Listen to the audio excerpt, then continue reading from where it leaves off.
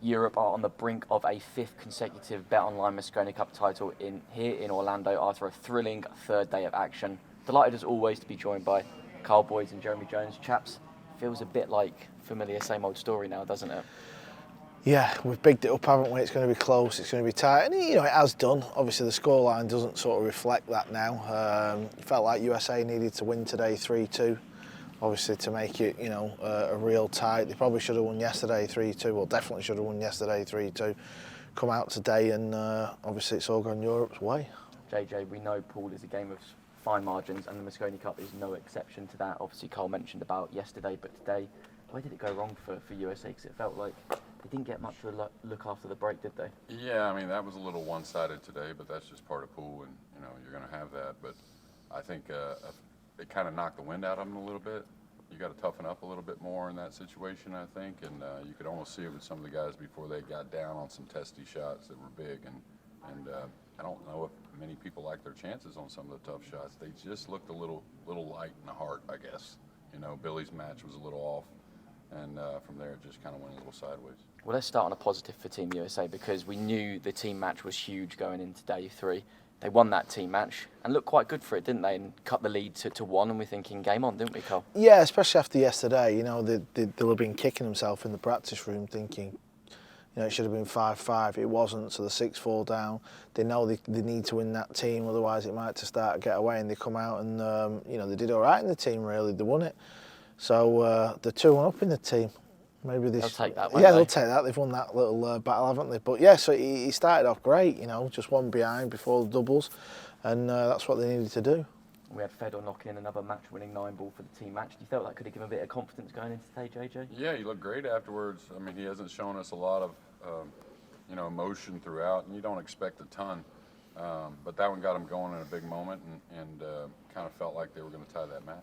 The US needed a big response in their doubles match with Skylar and Shane, the two poster boys of Team USA for so many years, going on taking on the debutant Mickey Kraus and Francisco Sanchez-Ruiz, who's been noticeably a bit shaky in these invitationals, but the Europeans blew them away 5-1 and kind of, put that team match to bed, didn't they? It felt like we'd forgotten about that so quickly. Yeah, obviously, with these race to 5, sometimes, you might have 3 or 4 misses, some bad safeties, the breaks. There can be a lot of things to talk about, but other times you try and scratch your head and think, where did it go wrong? And you try and nitpick, really. That match there were 2 things. I remember the very first rack, Shane had a really easy safety, had loads of balls, and he just got down, he played the safety, but he left the 1 ball over the side pocket and left the easiest jump in the world. They jumped out and run the table. That's why, in 9-ball, you've got to try and protect everything, as Jeremy knows. Crazy things happen on a pool table, and you've always got to try and be a bit more savvy. He probably sat in his chair thinking, well, when he walked off, he was like, sort of, it dawned. He's not trying to put it over the side, obviously. It just carried on, and it went near the side. He was like, I've missed a bit of a trick there. And then there was another one where Kraus, who's looked edgy, over the 3 days, he hooked Fran behind. I can't remember what ball it was in the centre of the table. I think it was the 7 ball. They were on the 4 ball. That's right. Fran got down, clipped it really thin, the kick. It's gone around table and left him in a terrible spot. Yeah. And it's just little things like that where USA are probably thinking, well, we didn't really do much wrong. But when you try and analyse these race to 5s, it can be as little as something like that. I think it's fair to say they didn't get the run of the ball with JJ, but obviously they got to put that to the side. In that match, like we said, it's no secret, I think, that Mickey's probably been one of the less solid players of Team Europe. Was it a case of Skylar and Shane not using their experience to take advantage of that, given what happened in the team match with some big shots missed from him? Yeah, I mean, who knows as far as that. I thought it was mainly the break in that match. There was, I think, a dry break from Shane, and then there was a scratch on the break from Skylar. And then you think about the ones you do break and not get a shot. Well, you're giving away a few opportunities when you miss-hit the break as well. So it kind of turns both ways, but... Just been interrupted here. Oh, shoot. Maybe... You've been working so hard, boys. Oh, thank you. No Diet Cokes in there for me. She's not Enjoy. a bad boss, is she, really? Come on, it's all bravado. She's a pussycat, really. But, There's no bottle opener. Oh, we're good. It's fine. You don't need a bottle opener, clearly. People always say that. A lot of fans say that. Say, oh, Mickey's not playing well, just play safe on him. Well, the game doesn't really play that way.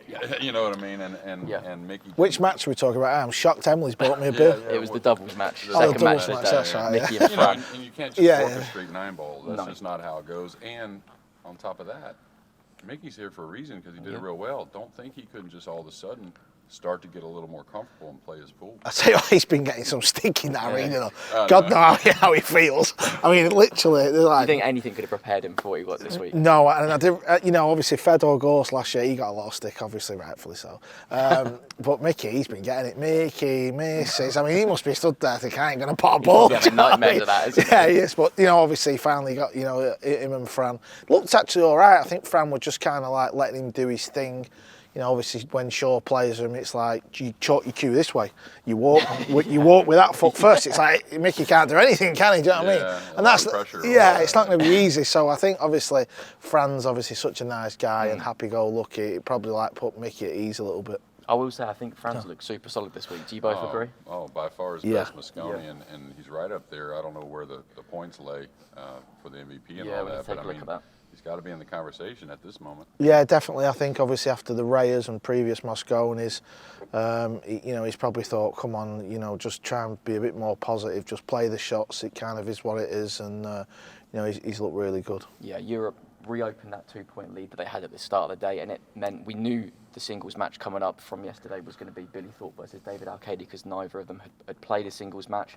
Tons of pressure on both shoulders, but you felt like if there was 1 point in it, could have been a bit more pressure on David, and Billy again didn't get much luck after the break, kind of got outmanoeuvred by David, and it was quite comfortable at the end for him, wasn't it, to open up a 3-point lead for the first time this week? Yeah, and it was, besides that mistake really in the first game from David, it was a high-quality match by both players. Yeah, the 2 or 3 racks, though, you're going on about the break, or, America probably thinking, they're getting a shot. After David missed that 7-ball... He broke and got a foot away from the 2. Yeah, exactly. Exactly, that's what I mean. That used to do my head in. Exactly. That's why I never used to like alternate break, for that reason. Yeah. Because if a winner breaks, Billy's breaking, and he might have to play a push, and you're still thinking about what you've just done. Yeah. But the game just helped him. He had the easiest table layout, and then I think his next break, he's like, listen, that's 9 ball, I'm obviously. Right in thinking, if I remember rightly. Winner break tomorrow. Changing the rule. Race to 9, that'll help. Won't it? Am I right in thinking as well? Billy won a rack on David's serve on his break, and then he had a break and had no shot. Then you said David wins a rack on Billy's break. Next break he's got a roadmap, isn't he? Yeah, and he kind of. I think Billy took on a tough safety at a crucial time after the break on the 2. If you remember, he stood over for a long time, took his extension instead of pushing out. Yep. And then Billy also had one break he'd like to have back where he hit it a little thin, caught a couple kisses and scratched in the corner. Yeah, I remember now. Yeah, he played that 2 ball and stuck it over the pocket, didn't he? And listen, there weren't a lot in it, and it was 3-3. Is that when he scratched off the break when he got kicked? Yeah. Hit it thin. Yeah, I think Europe. The full Mosconi broke great. I'd love to know the number of 1 balls they've missed. Yeah. Over the 3 days. It's not going to be a lot. Different places as well. Yeah. For a team. Yeah. So obviously Europe had a 3-point lead heading into the 4th match of the day. We got to see Tyler Steyer and Fedor Gorst taking on Jason Shaw and Clint Catchy. Yes. Tons of pressure again, and it was a bit of a washout again. Europe winning 5-3 that match. Jason doing what he does, and again Fedor really struggling out there, didn't he? Yeah, and again there were some shots that got away, but the scratch on the break was a little unlucky there from Federer. He hit him real well, making 2 on the break with a great spread.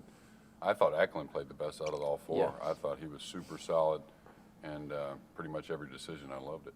Yeah, there was a moment I wanted to talk about, Carl, because I know you were on comms for it, when I think it was a 3 ball over the pocket, 4 at the other end, and Tyler went for a hero shot, as you called it, ended up missing the 3 ball completely. Yeah. I felt like that was a big moment in the match. Yeah, I think there were a couple of, obviously Tyler's, he's played really well in this cup, I think. Him and Sky have been stand out. Fedor played the similar safety that Billy had. It's a little bit fight, come over and left him in. And I remember when they sat back down in the chair, Tyler Steyer was like telling Fedor, as well, for me, he's like #1 in the world. Look at all the tournaments he's won. He's a 2-time world champion. He's done it all at such a young age. And Tyler's going, you just need to hit that thin. You just need to hit it on the top rail. Why are you worrying about the cue ball? He was saying. I could listen to him. He's going, what you worrying about both balls? Just hit it thin. if the cue ball goes down on the bottom or wherever, we're good. And he was trying to be a bit too acute, weren't he? But I thought that were quite interesting. And Fedor was just sat taking it. I was thinking, if I'd have won what Fedor won, you might get chin, pal. Do you know what I mean? Do you think that's because there's pressure in that moment, and maybe Tyler wouldn't have done that if things were a little bit closer and Yeah. Fedor played his own game, and if Fedor had looked like his usual self this week?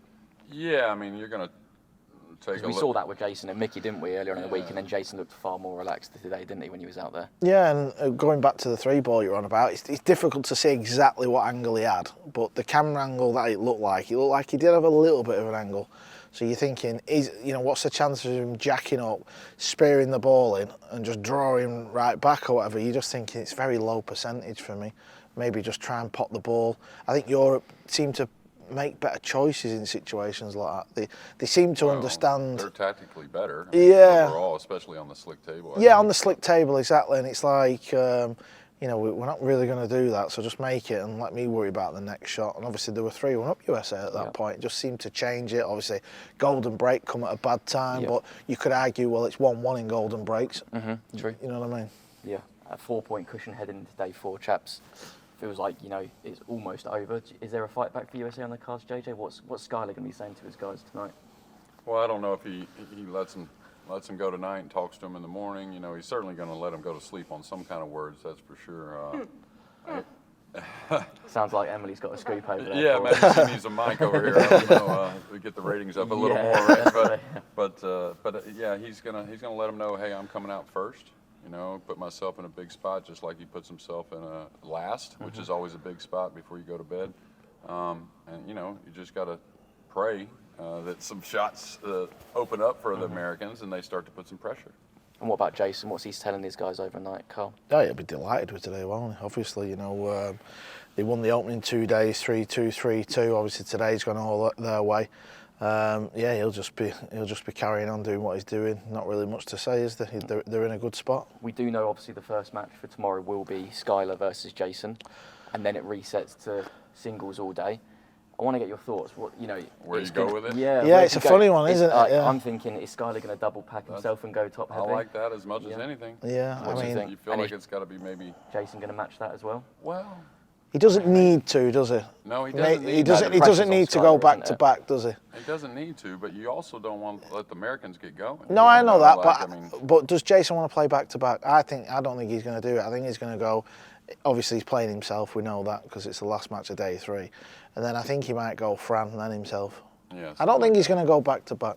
Yeah. But Skyler might be forced into it. Well, the Euros have gone back to back on some matches already where a player has been out and USA hasn't done it at all. No. Obviously, Reyes Cup, similar thing happened. Jason played the singles match, and then obviously he played back to back there. So he might do it, but he doesn't really need to do it. But what does Skyler do really? I think it's Tyler Sky. Yeah, I like that. And let them try to motivate SVB and Federer. Yeah, I mean, I agree. You gotta have them, something like that. Yeah. Do you think 2 points out of those first 3 puts enough pressure on Europe to take it some distance? Absolutely. Yeah.